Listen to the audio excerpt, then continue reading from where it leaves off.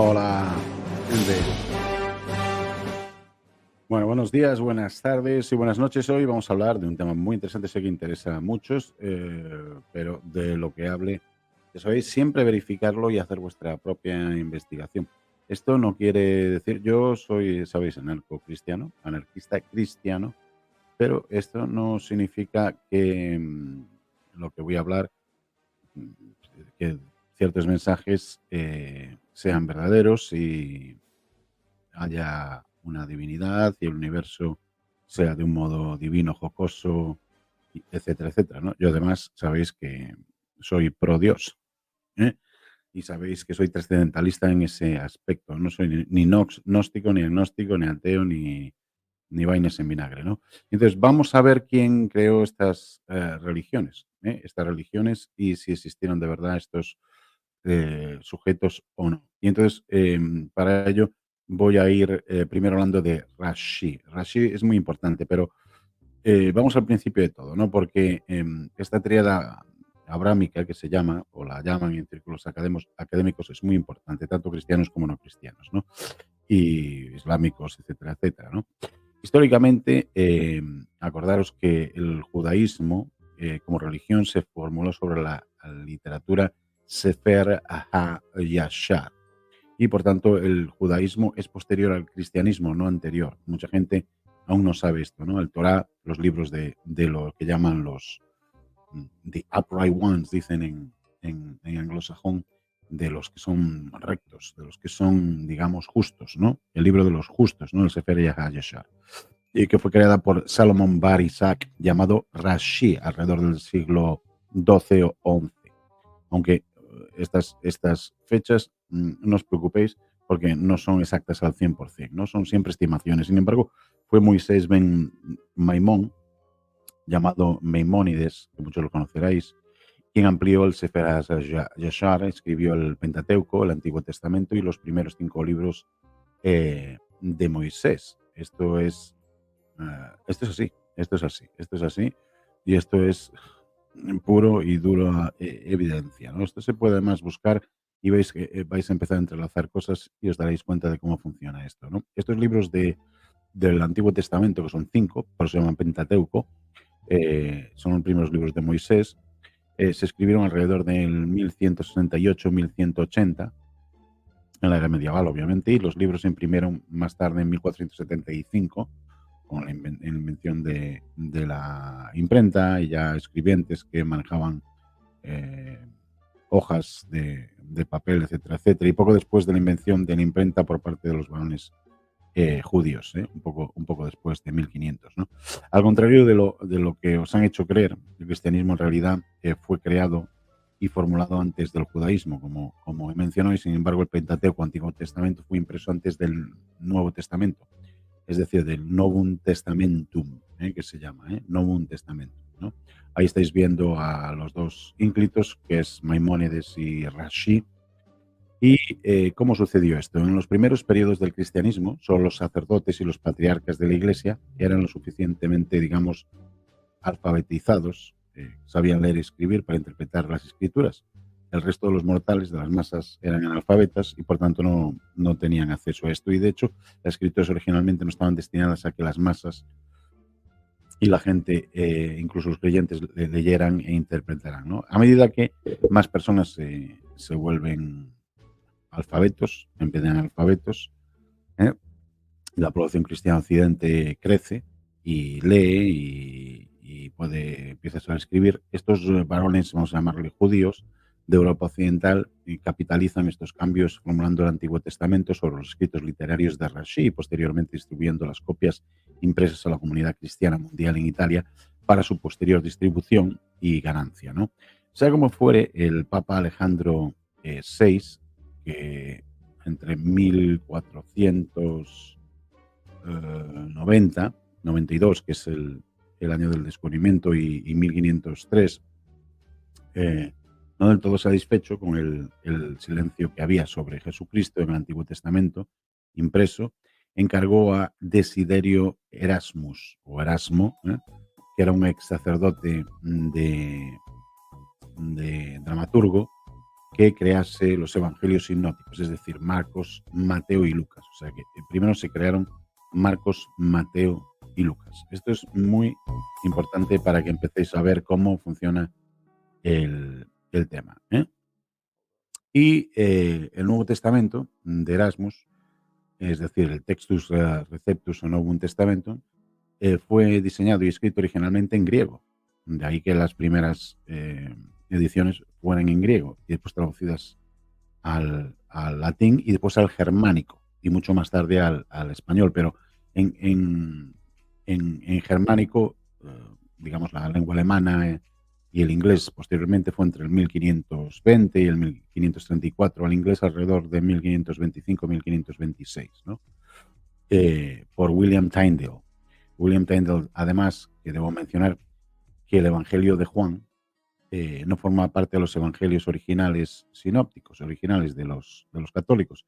Eso fue añadido 100 años después en la Biblia del rey Jacobo, la Biblia del rey Jacobo, King James, que se llama. Ahí estáis viendo al emperador Alejandro, que lo mencionaba antes, Alejandro VI, sí, el Papa Alejandro VI, que era mío.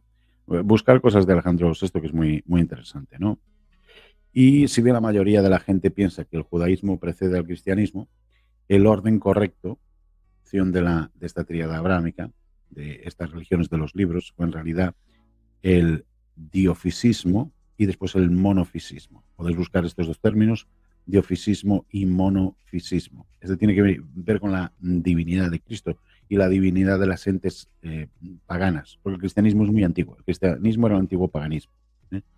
Entonces, nos tenemos que fijar así en orden en el diofisismo, el monofisismo, el cristianismo, el monismo, el judaísmo, el mahometanismo y por último el islam. Porque no es lo mismo el islam que el mahometanismo, incluso hay sufis antes, ¿no? El orden de todas maneras no es superficial. En otras palabras, el cristianismo tradicional evolucionó estrictamente a partir del diofisismo y después fue formulado y creado primero.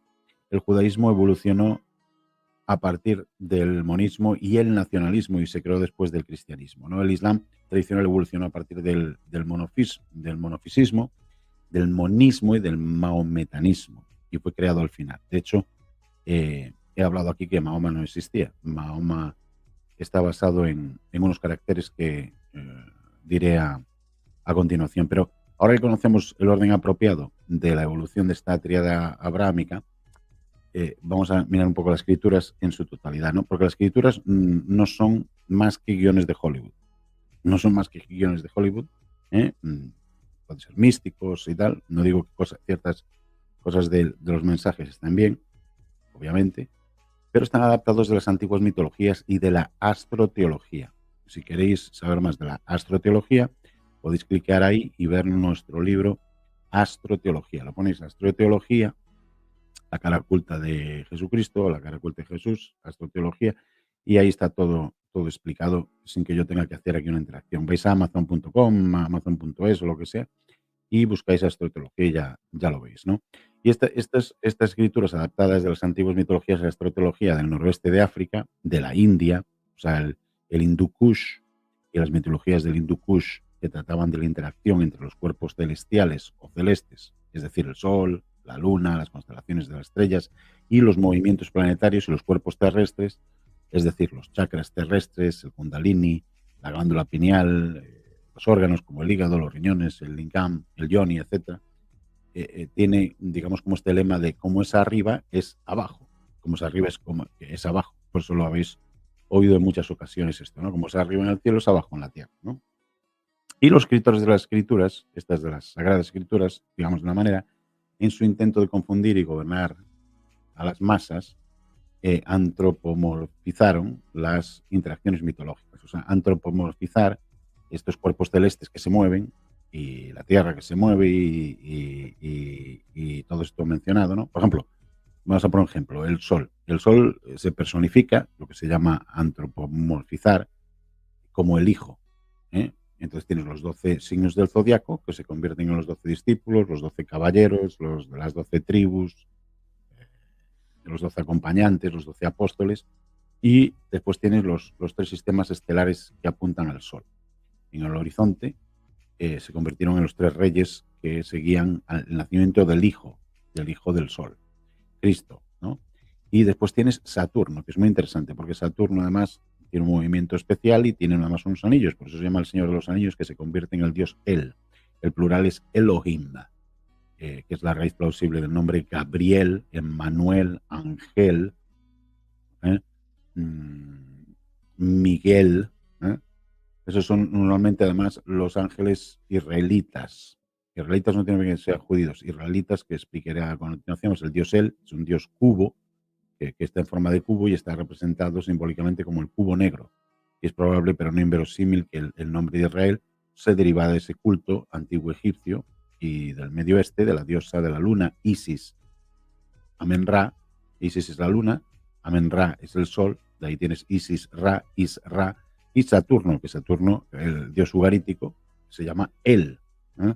O Baal, a veces.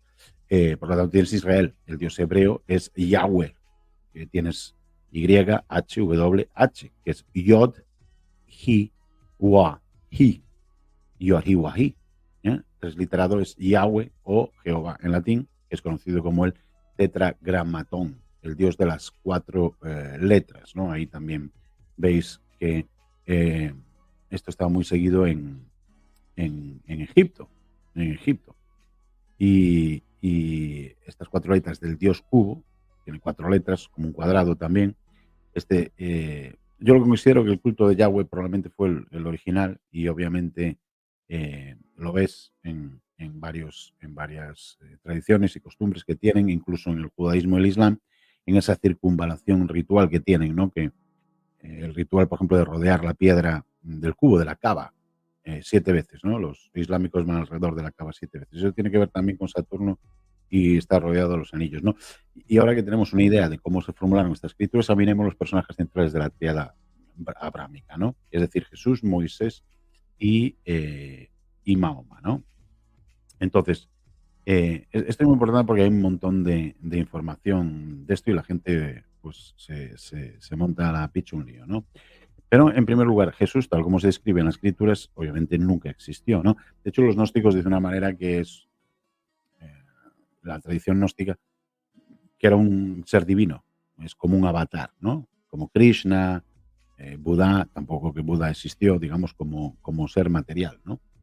Eh, pero podéis ver mi vídeo ahí también que tenéis, que se llama, creo que se llama El universo es un juego, algo así, y explico un poco más cómo funciona todo esto, ¿no? Pero el Jesucristo histórico fue Serapis Soter, que Serapis Soter significa Salvador, quien fue creado y recibió características similares a Osiris por el emperador Constantino, y tienes también Mitra, y después otros obispos diofisistas en el concilio de Nicea, ¿no? Hubo varios concilios, igual que hubo varios concilios en el, digamos, en el preámbulo a lo que se llama las guerras islámicas, estas como la Al-Qaeda de la antigüedad, ¿no? Otra vez. Y antes de eso hubo muchos otros Cristos, ¿no? Estaba Horus, Eru, el Cristo, Krishna, el Cristo, Jesús ben Pandira, Jesús ben Telavi, hay un montón, que es el Cristo también, Apolonia de Tiana, que es también como el Cristo, hay monedas de él incluso, es decir, el líder del grupo ultra espiritual Esenio, de los Esenios de Nag Hammadi, del Mar Muerto, ¿no? Que conocéis, muchos que me seguís conocéis esto, ¿no? Que es supuestamente en Jerusalén, ¿no? Ser Cristo simplemente significa ser ungido. El Jesús, el Cristo bíblico, fue formulado deliberadamente con estas características, estos atributos y biografías combinadas de todos los Cristos anteriores que hemos mencionado. Por eso, en la judiada y en el Islam son diferentes porque van por otro lado. Van por otro lado, ¿no? Pero tiene muchas concordancias con el cristianismo. Por eso, porque el cristianismo digamos que es el original, ¿no? Y en segundo lugar, Moisés, tal como se escribe en la Biblia, nunca existió. El verdadero Moisés fue Moisés Maimón, llamado Ben Maimón, llamado Maimónides, ¿no? Maimónides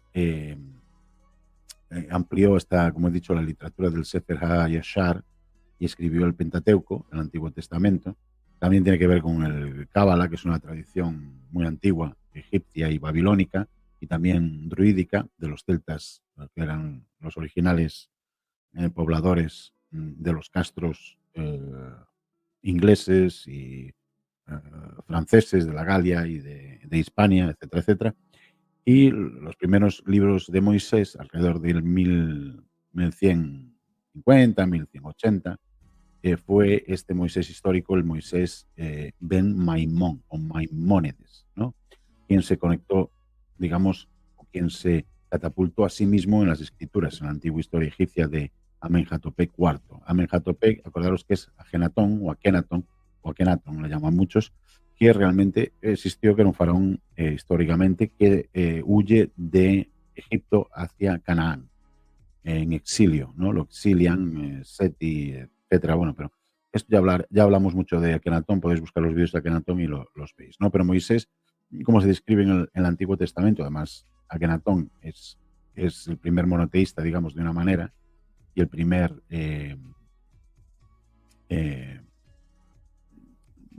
digamos, religioso, autoritario, de la manera con una, digamos, con una curia y todo, o sea, que se parece mucho a lo que es el Vaticano hoy. Y como se describe en el Nuevo Testamento, nunca, digo, en el Antiguo Testamento Moisés nunca existió, ¿no?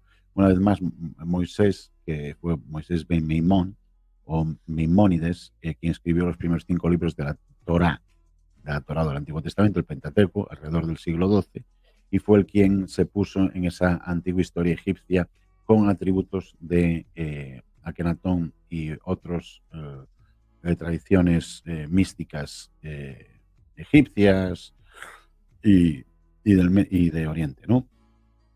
Por último, Mahoma, tal como se describe en el Corán, que aparece 4 veces, nunca existió tampoco como figura histórica.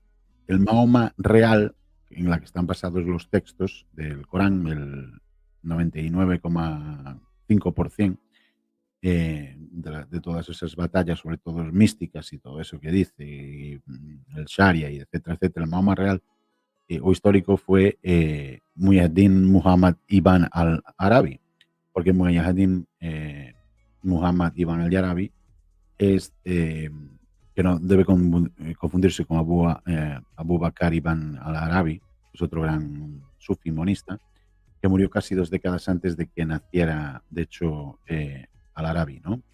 El Muhyiddin Muhammad, ¿no? Que era de hecho de Murcia, de la taifa de Murcia, llamaremos, para identificarlo, ¿no?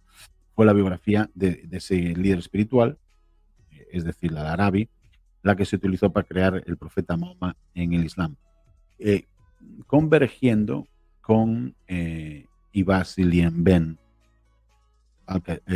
Keshavi al-Dai, que era del reino lamita, que es un reino que estaba en Persia, cerca de Kufa, y que en el 613-615 se pone allí a luchar primero a favor de los persas y después contra los persas y a favor de los árabes, pero que no era árabe per se. Y también se le cayó un diente, se mete con sus compañeros, maldice a gente en las batallas, etcétera, etcétera, que es muy parecido a lo que Mahoma hace, que anda violando a gente, se casa con la hija, con la madre con la hija de un divorciado, etcétera. Bueno, y todo estas aberraciones que aparecen en el Corán, muchas son sacadas de Ilabien Kabashi al-Tai, ¿no? Que es del reino lamita, ¿no? Que después se junta con los abadís y después ya cogen el concepto los omeyas y los etcétera, etcétera, ¿no? Pero bueno, el Islam tradicional fue formado y creado alrededor del siglo XVIII-XIX, no antes, por eruditos judíos en Francia, y estos eruditos formaron una alianza que se llamaba la Alianza Israelí Universal de París, bajo la instrucción del rey otomano Abulaziz y otros interesados, ¿no? Era como el grupo globalista de la época, ¿no? Fue el mismo grupo, además, la Alianza Israelita Universal de París, quien convirtió a los descendientes de los antiguos cushitas, coptos, monofisitas, es decir, los falashas etíopes, y el pueblo lemba sudafricano al judaísmo alrededor del siglo XIX. Y por eso tenéis que ver también el papel que desempeña Karl Marx. Marx aquí tiene un papel importante, aunque él se caga en el judaísmo y todo eso, y no sé qué. Pero Karl Marx participa en la conversión del problema al judaísmo, ojo, ¿no? Y el comunismo es muy parecido al judaísmo, ¿por qué?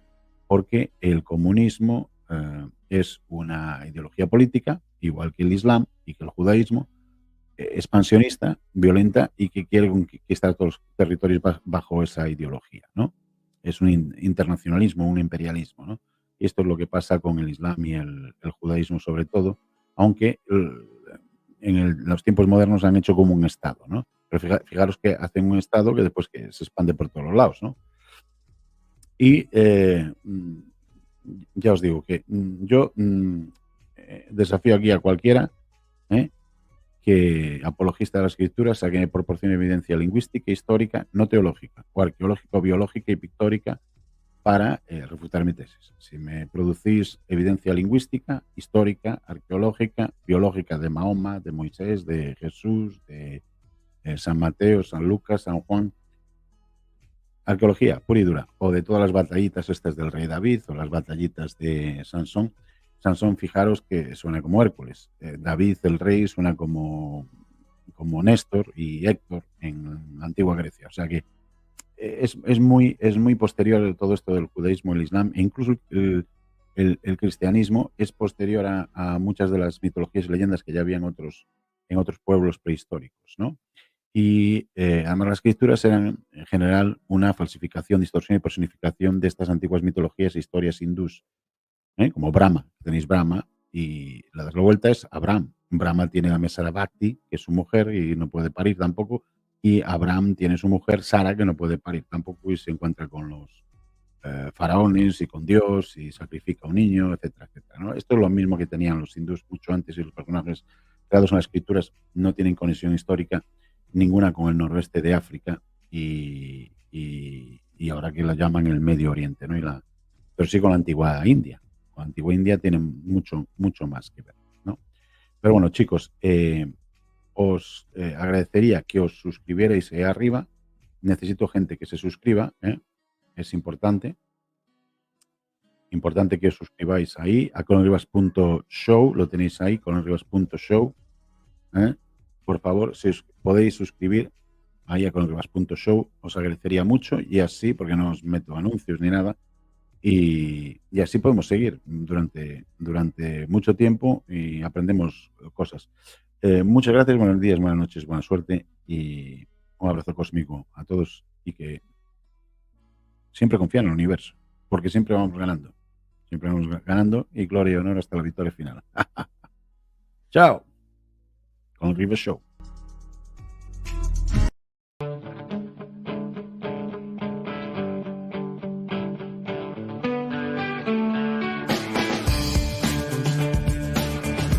Monos con metralletas. Hombre, está por aquí Colin Rivas. ¿Qué pasa, Colin? El pueblo quiere paz, tranquilidad y trabajo. ¡Y arriba España! ¡Y arriba España!